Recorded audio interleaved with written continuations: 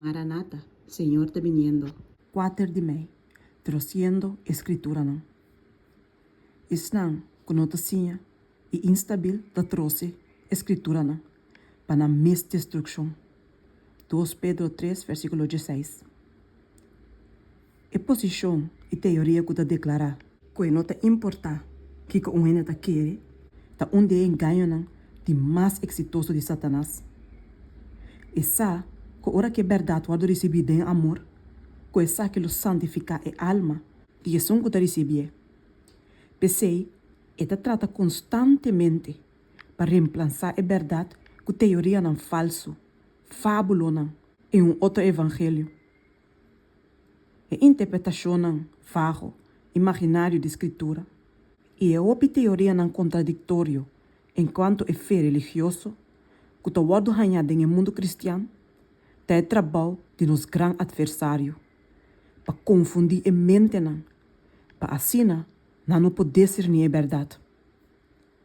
E é desacordo e divisão que existe entre a igreja e a cristiandade, também de grande parte, door a prevalente costume de trouxe a escritura para sostener uma teoria favorita.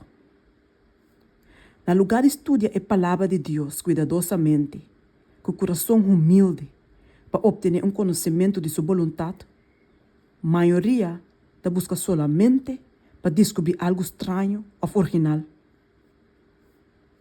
Para por sostener e defender doutrina não falso ou prática não com nota cristã, algum agarra passagem da escritura, separa essa que for de seu contexto, quizás não lo cita metade de versículo para provar um ponto, mientras que sobra a porção de versículo lo demonstra que a unificação está completamente contrária for de lo que não pretende.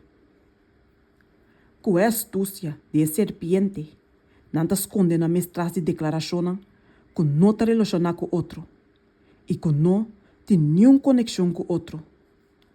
Declaração que o construir para servir não desejo não carnal. De maneira aí, opta perverter a palavra de Deus deliberadamente. Outro não, que tem uma imaginação viva e ativa, agarra a figura não, e a símbolo não da escritura santo e interpretar isso aqui não, para satisfazer não fantasia. Mientras que não tem pouca consideração e respeito para o testemunho de escritura como seu próprio tradutor.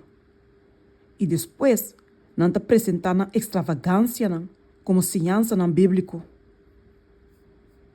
Qualquer momento, hora que estude de escritura não, também toma lugar sem um espírito de oração, de humildade e sem um espírito que está disposto para o Senhor.